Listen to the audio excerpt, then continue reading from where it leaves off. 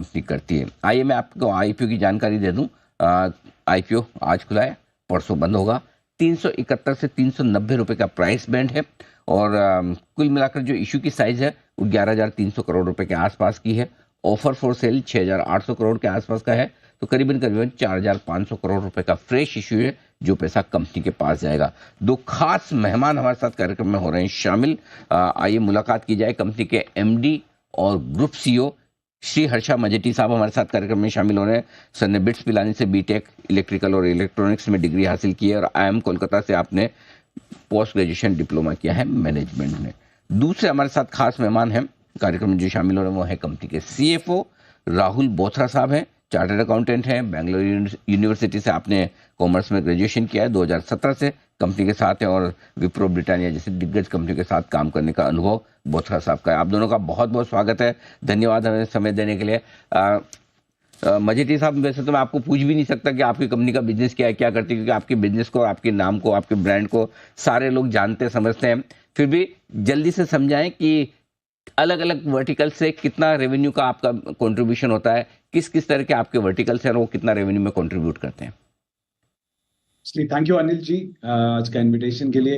अगर मैं स्विगी के बारे में समझाऊं तो हम 10 साल पहले स्थापित किया कंपनी को। हमारे 3 कोर बिजनेसेस समझ सकते हैं आप। पहला वाला है फूड डिलीवरी जो हमारा सबसे पुराना बिजनेस, और वो बिजनेस हमारे बिजनेस लाइंस में सबसे ज्यादा मैच्योर बिजनेस जो है वो अभी एक जिस कैटेगरी में है वो हम एक्सपेक्ट करते हैं कि वो ऑनलाइन फूड डिलीवरी कैटेगरी आगे जाते हुए अगले 4 साल में भी 17 to 22%, 17 से 22% तक ग्रो करेगा।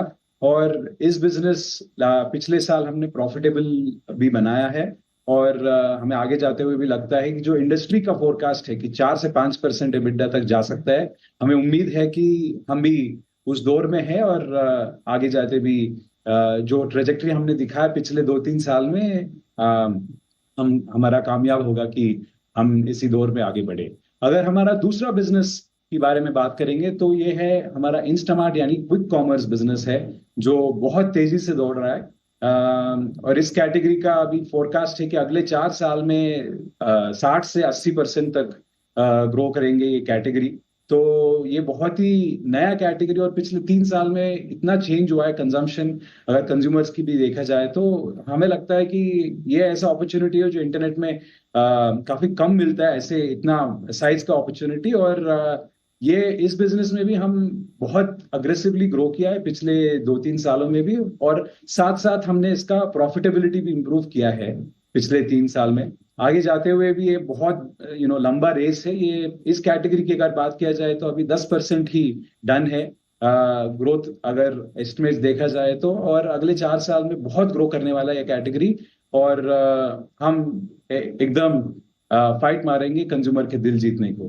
परफेक्ट सर, बिल्कुल। और कंज्यूमर्स के दिलों में आप हैं भी, इसमें कोई डाउट नहीं है।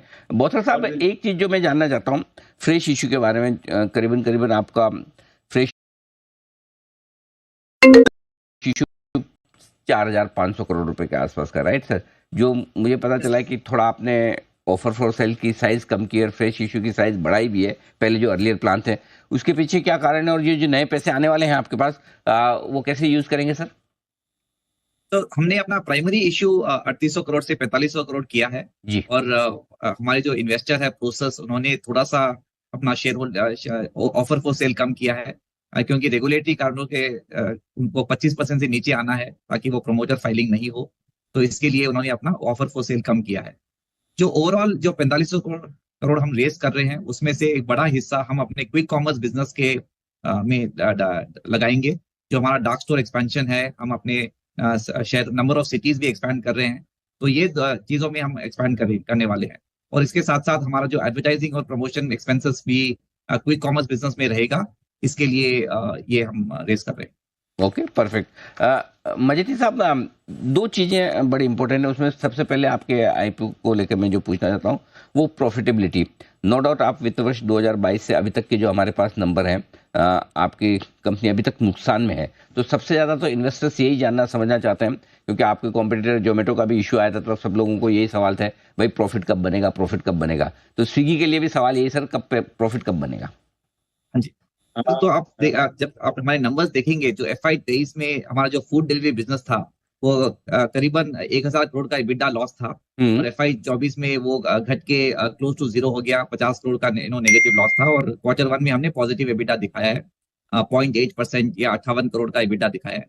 तो एक जो प्लेटफॉर्म बिजनेस होते हैं उनको एक स्केल चाहिए प्रॉफिटेबिलिटी लाने के लिए, तो वो फूड डिलीवरी बिजनेस में हम ऑलरेडी दिखा चुके हैं। जो हमारा क्विक कॉमर्स बिजनेस है, हमारे जो तीसरे साल अभी चल रहा है, लेकिन लास्ट ईयर हमने 8000 करोड़ का टोटल कारोबार किया, और जैसे हर्षा ने बताया कि इंडस्ट्री ग्रोथ रेट करीबन करीबन 60 से 80% तक की चल रही है। तो हम स्पेसिफिक गाइडेंस अभी हम प्रॉफिटेबिलिटी का इस बिजनेस में नहीं दे पाएंगे, क्योंकि अभी हमारा जो offer document already public markets में है।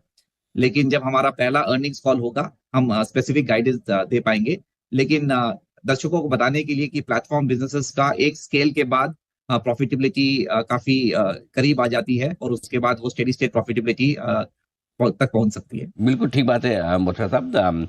मैं आपका समझ सकता हूं कि आपके नतीजे आने के बाद या लिस्ट होने के बाद आप प्रॉपर गाइडेंस आगे दे पाएंगे, लेकिन मजेदी साहब एक सवाल जो मेरा है वो आपके फूड बिजनेस और फूड डिलीवरी बिजनेस और क्विक कॉमर्स दोनों में ही पिछले 3 साल के जो डेटा मेरे पास में ग्रेजुअली आपका मार्केट शेयर कम हो रहा है जोमेटो के मुकाबले में, राइट सर?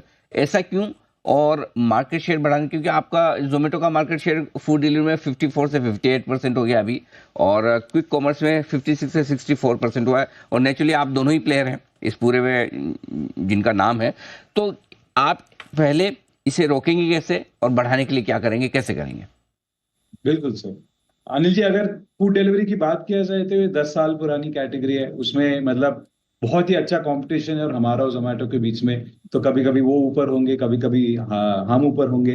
तो अगर आगे जाते हुए हम क्या कर सकते हैं कस्टमर के दिलों जीतने के लिए, हमें उनके लिए और अफोर्डेबिलिटी और कन्वीनियंस लाने, और इसके लिए हमें इनोवेट करना चाहिए, और जो हम कर रहे हैं इस साल अगर देखा जाए तो 1 महीने पहले हमने एक नया अनोखा ऑफरिंग लॉन्च किया है बोल्ट करके, जिसमें आप क्विक कॉमर्स की तरह आप फूड में भी आप 10 मिनट के अंदर फूड डिलीवरी मंगा सकते हैं। ये ऐसे इनोवेशन एक एग्जाम्पल है। अगर अफोर्डेबिलिटी की बात किया जाए तो हमने बहुत सारे चीजें लॉन्च किया इस बार कस्टमर का डिलीवरी फी का नुकसान कम करने के लिए। तो हमें ऐसा लगता है कि जो हम कर रहे हैं अभी, जो एग्जीक्यूशन के साथ साथ जो इनोवेशन हो रहा है अफोर्डेबिलिटी और नया कंजम्पशन ओकेजन्स को अनलॉक करने के लिए, ये दोनों अगर साथ साथ करेंगे तो हमें बहुत कॉन्फिडेंस है कि आगे जाते हुए अच्छा ग्रोथ आएगा। ओके, मजेठी साहब एक और सवाल आपका है आपसे जो प्रेजेंस को लेकर है। एक तो आपकी अभी तक 680 शहरों में प्रेजेंस है फूड डिलीवरी की,